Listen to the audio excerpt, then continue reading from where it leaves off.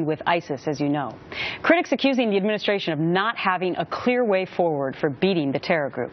And now even Iraqi officials are warning the U.S.-led coalition will not be enough to weed the enemy out. Listen to this. I don't think that the intervention of this coalition is serious enough compared with what we see from the strength of ISIS. Brian Mauro is a security analyst with the Clarion project. All right, so now you even have Iraqi officials saying, hey, we're over here, we need some more help from the coalition. Right, and I think this isn't just aimed at America. I think that this is aimed at putting pressure on the Arab world because they see that Arab society in the surrounding area really did snap over this video of the Jordanian pilot. Previously, what you saw when you looked at the polls was that most Arabs supported the airstrikes, but they weren't really enthusiastic about getting involved. They looked at the civil war in Syria, they were still upset about Israel, and they viewed those as being the bigger issues. But I think that calculus has changed. All right, I want to turn you to this because now also a senior U.S. defense official now confirming the death of a former Gitmo detainee who had recently pledged to ISIS. That official telling Fox News that Abdul Rauf and 7 others killed during an airstrike today. It happened in Afghanistan. So as you know, Rauf spent 6 years in Guantanamo Bay before being released in 2007. So now he's been killed in an airstrike in Afghanistan. Obviously, he was up to no good after being released from Gitmo.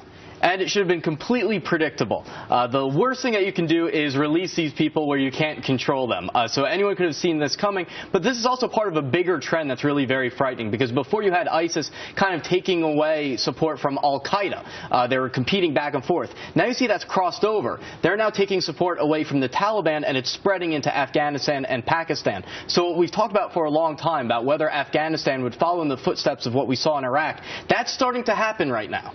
So a lot of people said, well, you'll never see ISIS come into Afghanistan. Remember that? Right, but there was a lot of anecdotal evidence suggesting that that was happening. You were seeing slogans pledging allegiance to ISIS appearing in Afghanistan and Pakistan, the border areas, and that was causing a lot of panic. But people were saying, well, they don't have military formations. Well, that's starting to happen now. They're starting to develop units. There's reports of them even fighting and killing the Taliban and going back and forth. And that's very frightening because then it creates what I've been calling the Jihad Olympics, where they each try to outdo each other to say who's going to be the top dog. Okay, so in the one sense, if they kill each other, I suppose that's relatively good news for Western nations like America. But at the same time, you're calling it Jihadi Olympics. The flip side of that is if they try to outdo each other, that's increasing the danger for us. And that's how they win. It's not just about them fighting and killing each other on the ground. Who hits America? That's how you win. And then also even Afghans on the ground, if they're faced with ISIS and then the Taliban comes in and says, look, we're the moderates now that'll protect you, you can see the Taliban get a comeback from that.